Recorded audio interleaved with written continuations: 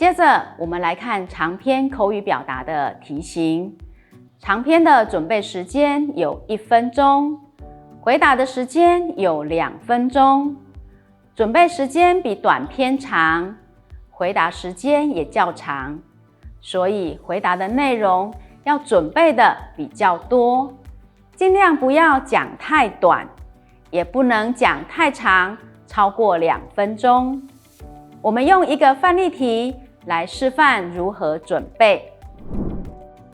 现土的沙灰收据真普遍，家长得写字收据，联络真离谱，不过有件影响几个功课，现的用法形容词请回答。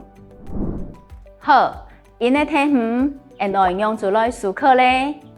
第一，要先了解问题的意思，再来提出你自身的想法，说明你这样想的原因，还有做法，最后做出结论。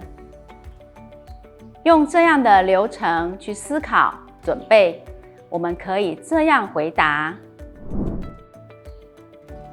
现土的沙灰收据真普遍，每种讲是人手日记，收据大抵大价真多的礼品。不管是打电话联络事情，也是讲送名让资料、送游戏、填任务、签来、让面试、订查票、秘密签，真间是真好的工具。所以，我感觉家长在写作收据使用是袂容接受的。要紧的是，唔会用长在写作收据填，日天也要教写作正确使用手机的方法。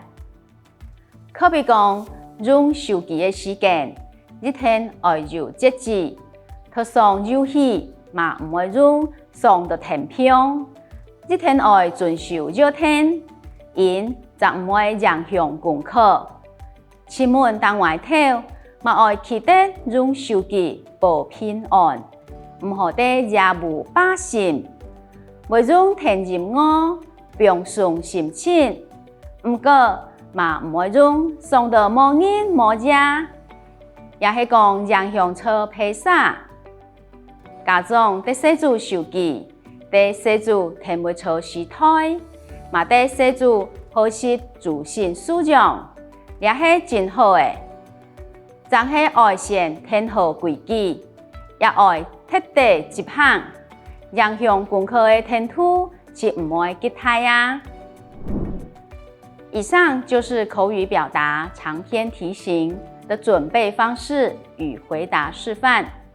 提醒大家可以多使用客家话的惯用语，比如唔管是也是数字，唔会用填，一天也爱，可比讲。人唔会无日无夜，填袂错，唔会吉太呀。因讲的内容是真丰富，又真有客家味呀。